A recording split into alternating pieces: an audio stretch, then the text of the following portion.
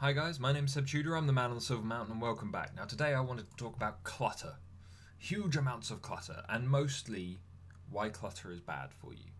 And I'm talking about having a cluttered workspace, having a cluttered place where you live, and so on and so forth, and the effect that that has on you. And there are kind of five big things that kind of stand out as clutter being bad. Now, in other videos in the past, I have mentioned that clutter is bad, and that one of the things that I suggest to people is kind of decluttering, finding a space either entirely physically or just where they can minimize the mess and the clutter and the things that they have all around them. You know, it's the reason why on my desk here I've got my keyboard, my screen, my PC is over here, and then I've just got one pile of paperwork that I keep nice and tidy and neat, and I know what's there, and then the rest goes in the filing cabinet. And so, as a result, it's like having that clear space allows me to know where things are and allows me to focus on stuff. It allows me to work more calmly instead of more frantically. But there are a collection of other things rather than just being, ease of work and whatever else, ease of finding stuff that stand out. Because obviously you can have an organized mess, where you can have a lot of stuff in one place, but because you put it there all in one go, or because it's organized in a way that makes sense to your mind, even if it looks like a mess, then you can still find stuff. It's when you've got that, you claim it's an organized mess, but then you can't find things and you can't work. That's when you know that you're lying to yourself and other people around you. But these five things, if you have a cluttered environment, then these things tend to kind of crop up on you. Now, the first thing that kind of stands out to me is obviously less efficient thinking. Because if you've got that mess around you, then there's a good chance that that mess is also going to be up here because you've just thrown stuff everywhere. You've got piles of paper on your desk and you're not sure which thing has which specific piece of information in it that you're looking for. And so as a result, you're having to dart between lots of different stimuli, lots of things that are going to affect you as you're flicking through trying to find the right stuff, and it's going to pollute an otherwise potentially quite pure kind of line of thought. Yeah, because if you're looking through every piece of paper on your desk trying to find the thing that you're looking for, then you're going to run into, oh well, this information could also affect this thing, and what about this is completely different. Oh, I found that thing that so and so was looking for. Oh well, this is that thing that says that I've got this appointment on this day in 3 weeks time, and this thing is, oh, it's this thing tells me that it's my wife's birthday tomorrow, and this thing, you're getting all of this extra stuff when initially you're going, okay, well, I just want to find out what the, I don't know, last month's bottom line on profit was, yeah, as a boring number that you can just find. And so you're looking through all of this stuff, but you can't find it, and so it kind of makes that initial thought process much more clouded, much more kind of halting, and as a result, it's just less efficient. The second thing, kind of leading on from the less efficiency thing, you're not less efficient visual processing. You're not going to have a clean space to visualize what you're doing or to work within it. Yeah. As I said, I've got one pile here, which means that I can extract things from the pile and use it in whatever way just by shifting my keyboard a little bit closer to my screen. Yeah, me personally, that means that I've got a workspace, I know where stuff is, I can find things, and we're very visual when we're looking for stuff, rather unsurprisingly. And so as a result, having that free space that's open and organized and you know where everything is, it allows you that much more efficient visual processing. It allows you to think more clearly and visualize what you're doing before you move into it. Be that exactly what you're doing within the workspace or what you're doing with the information that you've gained from the workspace. The next thing is that it can lead to poorer mental health. It was found in a study in 2017 at the University of South Carolina that kind of a messy environment or a comfortable environment kind of have direct impacts on stress within the workplace and within the tasks being undertaken. And as a result, that shouldn't really surprise anyone, should it? How many of us are so anal to one extent or another that when we see things like portraits on or pictures on walls that are slightly skewed, it looks off to us. We want to go and correct it. We want to go and make it all line up. And how many of us do still notice that even if we're not anal enough to actually go and fix it?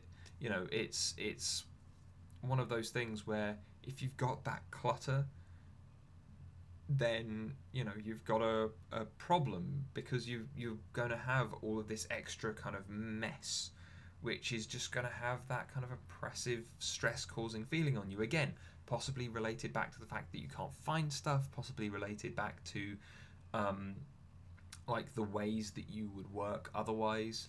But the thing is, they also pointed out in this study the feeling stressed at a cluttered inbox where there's just thousands and thousands of emails and they're just stacked up.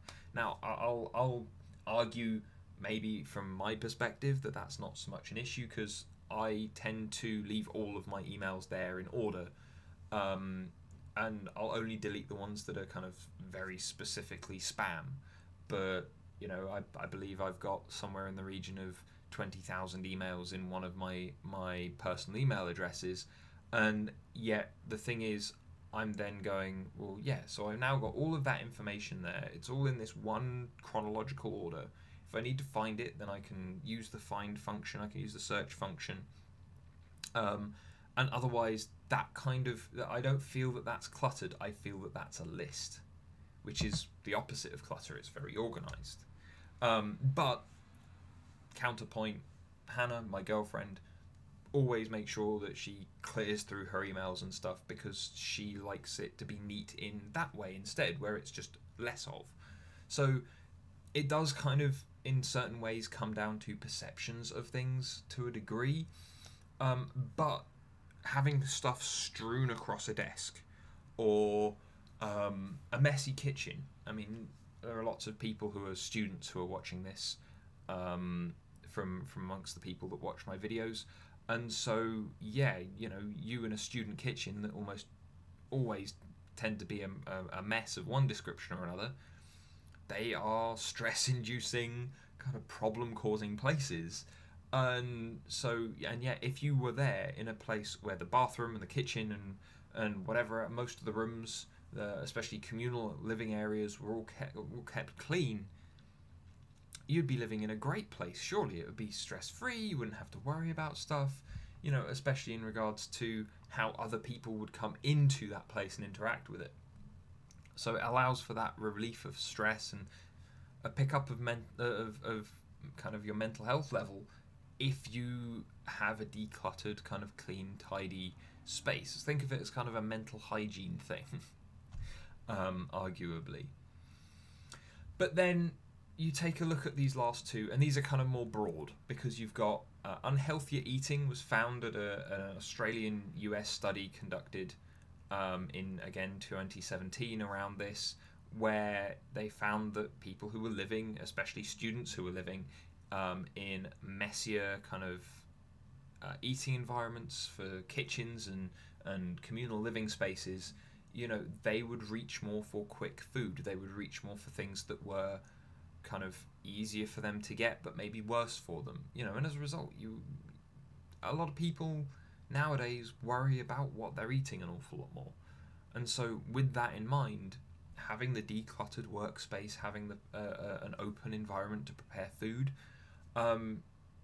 it's going to have that positive effect on you, because you will have the ability and the ease to go and make food instead of having to worry about cleanliness or the fact that everything is everywhere and that it's not your fault, so why should you clean it up? And so you go and just reach for whatever's quickest.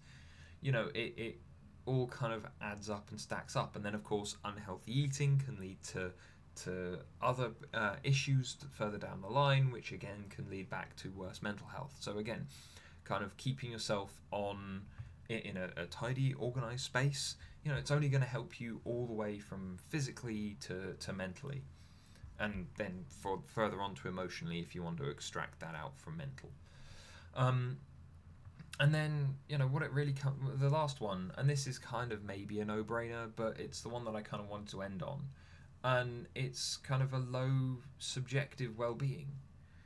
Yeah, and to put that in kind of more colloquial terms, it's like if you're living in clutter, if you're living in mess, and that's kind of the way that you're identifying your space, then you don't really have a place inside that's yours, your own home, your own space, to really have an awful lot of pride in, to really have an awful lot of focus on, a place that you feel that you can bring people to, and as a result, there's that kind of caging effect from it, because you can't bring people back into your space. You either have to go into theirs, whereby potentially it's an awkward or an uncomfortable situation depending on how their environment is formatted, and then on top of that, you're just left with the outside world, and the outside world is by far one of the harshest and most difficult places to deal with consistently that you're ever going to really come across. And so, living in clutter, living in mess, not taking care of yourself, not taking care of the things that you need to take care of, not tidying up, not organizing, it impedes healthy identification with your space as a place that is not just safe for you, but a place that you can take pride in, a place that you can invite others to, a place that you can indulge and relax in, instead of a place that causes more stress when you're interacting with others. Which again, more stress means worse mental health, which means deterioration across the board. You want to improve all of those things. But anyway, guys, that's the list of 5 things, the kind of 5 reasons why kind of mess and clutter are bad for you, and kind of maybe why you should take a look at better organizing and cleaning up after yourselves a bit more. If this is a problem for you in the first place, that is. But otherwise, guys, I hope you found it interesting. Tell me what the effects of living in these kind of cluttered environments has been on you. I, for the longest time, shared a room with my younger brother. It was cluttered more because we lacked space rather than anything else.